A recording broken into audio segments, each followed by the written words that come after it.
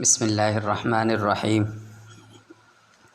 رسول اللہ صلی اللہ علیہ وسلم نے فرمایا،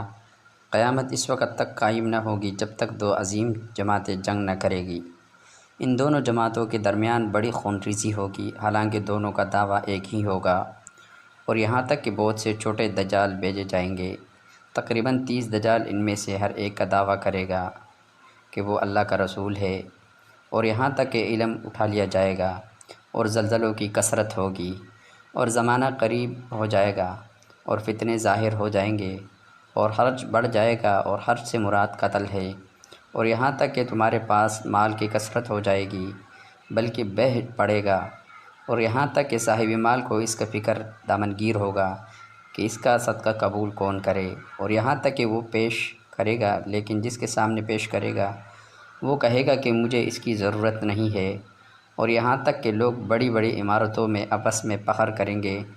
ایک سے ایک بڑھ چڑھ کر عمارتیں بنائیں گے، اور یہاں تک کہ ایک شخص دوسرے کی قبر سے گزرے گا اور کہے گا کہ کاش میں بھی اسی جگہ ہوتا، اور یہاں تک کہ سورج مغرب سے نکلے گا، پس جب وہ اسی طرح طلوع ہوگا اور لوگ دیکھ لیں گے تو سب ایمان لے آئیں گے، لیکن یہ وہ وقت ہوگا جب کسی ایسی شخص کو اس کا ایمان لانا فائدہ نہ پہنچائے گا جو پہلے سے ایمان نہ لایا ہو، یا اس نے اپنے ایمان کے ساتھ اچھے کام نہ کیے ہو، اور قیامت اچانک اس طرح قائم ہو جائے گی کہ دو آدمیوں نے اپنے درمیان کپڑا پھیلایا رکھا ہوگا، اور اس سے بھی ابھی بیچ نہ پائے ہوں گے، نہ لپیٹ پائے ہوں گے، اور قیامت اس طرح برپا ہو جائے گی